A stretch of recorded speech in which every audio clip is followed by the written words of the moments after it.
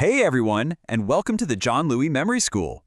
Get ready, because today we're diving into something we all deal with every single day, food. We're going to cover everything from keeping it fresh to fueling our bodies right and, super important, staying safe in the kitchen. Let's jump right in. Okay, let's be real, haven't we all been there? You open the fridge all excited for a snack, and you find a science experiment you definitely didn't sign up for. That thing that used to be a strawberry is now fuzzy.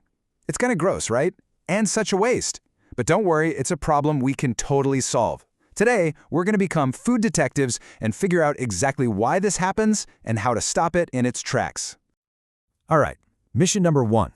We need to understand our opponent.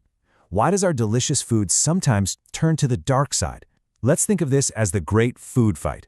And trust me, it's a battle we are absolutely going to win once we know who or what we're up against.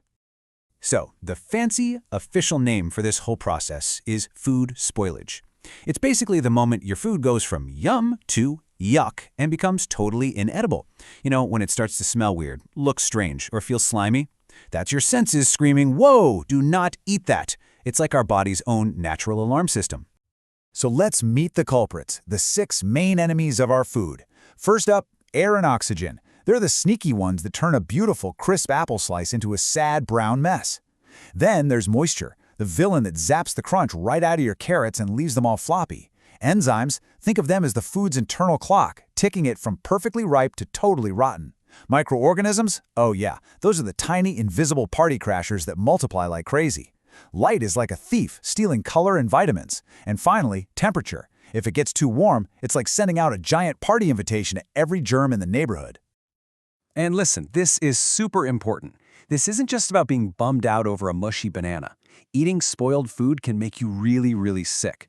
We're talking stomach aches, fevers, all the stuff you absolutely want to avoid. So this great food fight isn't just about saving your groceries, it's a fight to protect our health.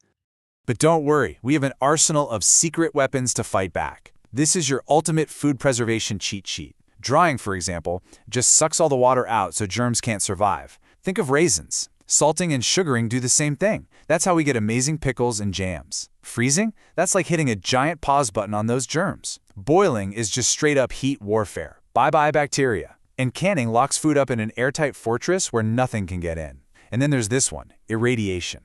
Now I know, that word sounds a little intense, right? But here's an awesome memory tip from the Grand Master John Louis himself. Just picture a ray gun, like from a sci-fi movie, zapping all the bad guys in your food. Get it? Radiation. It's a super easy way to remember how it works. So why bother with all this? Well, there are some huge wins for us. For starters, it keeps our food delicious and packed with all the good stuff, the vitamins and nutrients. It also means we can enjoy our favorite foods all year long. Who wants strawberries in December? Yes, please. Plus, it puts a hard stop on all that bacteria and fungi growth. And maybe best of all, it means we throw away less food, which is awesome for our wallets and for the planet. Okay, so we've mastered the art of saving our food from those invisible enemies. Awesome. Now let's level up. It's time to talk about how to use the right kinds of food to fuel our bodies like the amazing machines they are. Welcome to the next challenge, winning the nutrition game. So, one of the biggest hurdles in this nutrition game is something called obesity. Now, this is just a medical term, and all it really means is having an excess amount of body fat that can start to affect your health. It usually happens when the energy we get from food is more than the energy our body burns off through daily activities. And how do doctors measure this? Well, they often use something called the body mass index, or BMI. And there's a key number here to pay attention to, 30.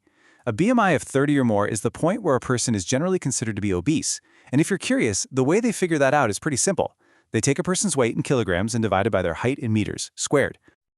So, how do we stay in that healthy zone and win this game? It's actually pretty straightforward. Here are 4 super powerful steps you can take. Number 1, try to cut back on fast food and anything super greasy or fried. Number 2, load up on the good stuff. More fruits, more veggies, more nuts. Number 3, get moving. Regular physical exercise is a game changer. And number 4, and this one is so easy to forget, get enough sleep. Seriously, it makes a huge difference. Now, it's not just about eating too much of the wrong stuff. Not getting enough of the right stuff can also cause big problems. These are called deficiencies. Take protein, for example. If a child doesn't get enough protein, they can develop one of 2 diseases. The first is marasmus, where a child loses a whole lot of weight and can look very thin. The second is kwashiorkor, which is kind of the opposite visually. The child gets a big, swollen belly. These names are tricky, I know, so here are two more amazing memory tips. For marasmus, think minus. The child looks like they are minus a lot of weight. Easy, right? And for kwashiorkor, it kind of sounds like the word squashed, doesn't it? That can help you remember the squashed, swollen-looking belly. And hey, it's not just protein we need to worry about. Check out this guide to other key players. If you're low on vitamin A, you could get night blindness. Not enough vitamin C can lead to something called scurvy. And a lack of vitamin B, that can cause a disease called beriberi. Now that is a weird name. So here's a super fun and silly way to remember it. Just imagine a really weak bear. This poor bear ate way too many berries. And what happened? He got beriberi. Just remember those 3 B's: bear, berries, beriberi. You'll never forget it. So, what's the secret to winning this entire nutrition game? What's the ultimate power-up? It's something you've probably heard of before: a balanced diet.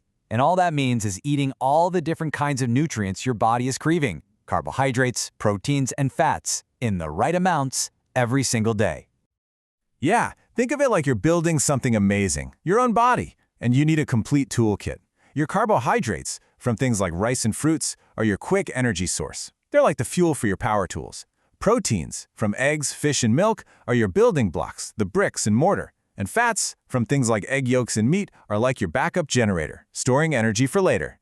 The key is to have all the right tools in your kit. All right, team, listen up. We've learned how to protect our food. We've learned how to fuel our bodies. Now it's time for the final challenge, where we put it all into practice: conquering the kitchen. This is all about being a hero at home by keeping everyone safe. First up, gas safety. This is seriously important, so let's focus. Number 1, your gas cylinder must always be standing upright in a well-aired spot.